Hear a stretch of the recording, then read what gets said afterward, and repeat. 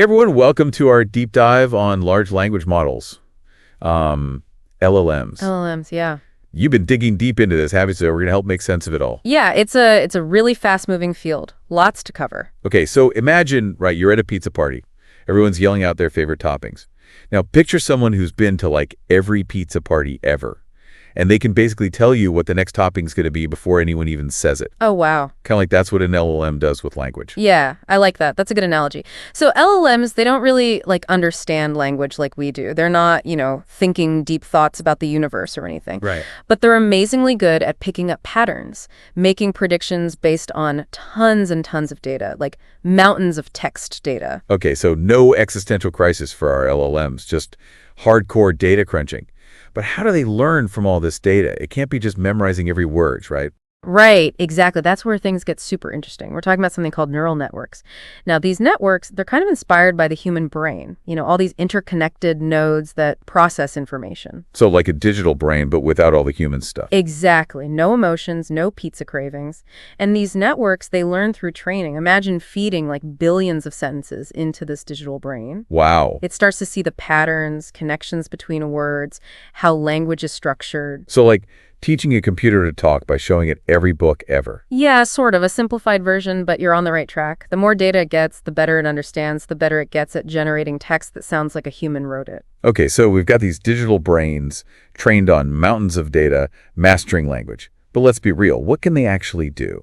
That's what's so exciting. They're not just like a parlor trick, Real world applications. Think about writing an email. You're staring at the screen, trying to find the right words. LLMs can help you draft that email, make it clear, concise, maybe even a little fun. Like having your own personal writing assistant, always on call? Exactly. And that's just the beginning. LLMs, they're being used for all sorts of creative stuff. Poems, code, scripts, even music. Whoa, hold on.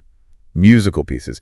You're telling me an LLM could write the next big hit song? It's possible, yeah. There are already examples out there, and some of them are surprisingly good. Of course, there's the whole debate about if it's real creativity or just really good imitation. Right, that's a deep question. Yeah. So LLMs are shaking things up in the creative world. What about other fields like research and stuff? Oh, definitely. Think about research, right? You're trying to wrap your head around a complex topic. You've got piles of papers to read. LLMs can help summarize those papers, pull out the key points, even connect ideas you might not have thought of. So it's like having a research assistant that can speed read an entire library and highlight the good stuff. Exactly. Saves researchers a ton of time. And it's valuable across all sorts of fields. Medicine, law, history, you name it. Wow. Okay, I'm starting to get the picture. It's not just about writing funny emails or catchy songs. These LLMs could change how we learn, how we work, how we do research. It's a big deal. It is. That's why it's so important to understand how they work, their strengths, weaknesses, and the impact they might have on society. Absolutely. We've gone from pizza parties to digital brains to research assistants. Yeah. Feels like we've barely scratched the surface, though. Yeah, there's so much more to uncover. And as we go deeper, you'll see that LLMs are more than just lines of code. They're tools that could shape our future in ways we can't even imagine yet. All right, color me intrigued. Let's dive deeper. Let's do it. Welcome back to our LLM deep dive. Right, picking up where we left off. LLMs, their impact, all that. Yeah, there's a lot to unpack. I'm ready. Hit me. Well, think about how these models are trained, right? Remember that Mad Libs analogy? Yeah, the one where they're filling in the blanks, predicting words. Exactly. That training needs mountains of data. We're talking billions of sentences, like the whole internet. Even more. Huge data sets, text, code, scraped from everywhere. The internet, books, you name it. So they're like giant sponges soaking up all this information. Precisely. And the more data they have, the better they get. Understanding, generating language, the whole 9 yards. Right. Makes sense. Like learning a language, you got to immerse yourself. Exactly. But all this data, it brings up some big questions. Like what? What kind of questions? Well, for one, these LLMs, they can inherit biases. Whatever's in the data, they pick it up. So if the data's biased, the LLM becomes biased too. Right, like teaching a kid using only really old textbooks, they'd learn history, but their worldview would be A little skewed, yeah. Yeah. So how do we fix that? That's what researchers are trying to figure out. One way is to be really careful of the data, filter it, remove the bad stuff. So like a super editor, making sure the LLM learns from good sources. Yeah, kinda. Another way is to teach the LLM to spot bias in its own output. Like a built-in fact checker. Exactly. It's a tough problem, but super important to solve if we want these LLMs to be helpful. Makes sense. Bias is a big deal. But what about the creativity stuff? We talked about LLMs writing movies. Can they really be that imaginative? It's a good question. Remember, at their core, LLMs are pattern recognizers. Finding connections, extrapolating. So they can take existing ideas, mash them up in new ways. Right, like a chef taking the same ingredients but making something totally new. Okay, interesting. But is that really creativity? Or is it just, like, really good copying? Huge debate about that right now. I bet. It's like, can a computer really make art? Exactly. Some people say true creativity needs consciousness, intent, things LLMs don't have. Right, they can make cool stuff, but they don't get it the way we do. No feelings. Right. Others say LLMs can help us be more creative, help us break out of our ruts, you know? So it's like a team effort, human and machine. Exactly. It's early days, but it's exciting to see what's possible. Yeah, totally. But let's talk practical stuff. How are LLMs changing things now? Like our everyday lives? Well, they're already being used everywhere. Customer service, for example. Chatbots answering questions 24/7. No more waiting on hold forever. Exactly. In healthcare, they can analyze medical records, help doctors with diagnoses. Saves doctors a ton of time. Yep.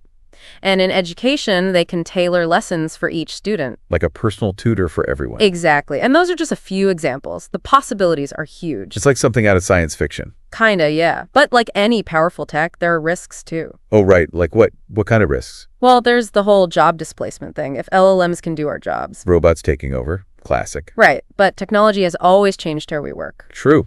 Cars replaced horses. New jobs popped up. Exactly. LLMs will probably create new opportunities too, just different skills needed. So it's not about us versus them. It's about adapting. Right. Working with the changes.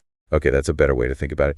What about the ethics side of things? We talked about bias, but are there other concerns? Definitely. People worry about LLMs being used for bad stuff. Fake news, propaganda, things like that. So it's a powerful tool, but it can be misused, like anything else. Exactly. And there's the accountability question. If an LLM messes up, who's to blame? Good point. Is it the people who made it, the people who are using it, or the LLM itself? That's the debate. We need some rules, some guidelines to make sure LLMs are used for good. So it's not just about the tech, it's about how we use it as a society. Exactly. Making sure LLMs are used responsibly for the benefit of everyone. Okay, heavy stuff. And we're just scratching the surface here. Yeah, it's a complex topic, and it's changing fast. Which is why we need to stay informed, keep learning. Absolutely. We can't just sit back and watch. We need to be part of the conversation. Back for the final part of our LLM deep dive. It's been a journey, right? We've talked about how they work, what they can and can't do, and how they're already changing things in some pretty wild ways. Yeah, like composing music, helping doctors. It's almost sci-fi stuff. Totally, and we've barely scratched the surface. Who knows what these LLMs will be able to do in a few years? Right. But with all this power comes responsibility, right? We got to make sure they're used for good. Absolutely. We need to be smart about this. Understand the limitations. Think about the ethics. So how do we do that? How do we make sure these LLMs are used the right way? Well, education is a big part of it. The more people understand about LLMs, how they work, the better choices we can make about how to use them. So podcasts like this are a good thing then? Definitely. We need to break down these complex ideas, get everyone talking about them. Yeah, it's not just for the tech people, right? This affects all of us. Exactly. LLMs are going to impact everyone, so everyone needs to be part of the conversation. So what can we do, like as individuals, to make sure LLMs are used responsibly? Stay informed, keep asking questions. We can support research that focuses on the ethical side of things. And we can hold the companies that are building these LLMs accountable, right? Make sure they're building systems that are fair and unbiased and actually benefit society. Exactly. It's about all of us working together. We can't just sit back and let things happen. We need to shape this technology and make sure it's used for good. That's a good point. It's not about being afraid of the technology. It's about working with it to make the world better. Right on. And don't forget, this isn't just about avoiding the bad stuff. It's about using these LLMs to solve real problems. You're right. Imagine LLMs helping us find cures for diseases or fighting climate change or making education more accessible to everyone. Exactly. If we do this right, these LLMs could have a huge positive impact. It's an exciting time to be alive. It feels like we're on the edge of something big. I agree. Time to be curious, work together, and think big. The future of these LLMs, it's in our hands. We can make it a good one. Well said. I think that about wraps up our deep dive into the world of LLMs. Yeah, great talking with you about all this. And thanks to all our listeners for joining us. Keep learning about these LLMs, keep asking questions, and keep exploring all the possibilities. That's it for us. See you next time.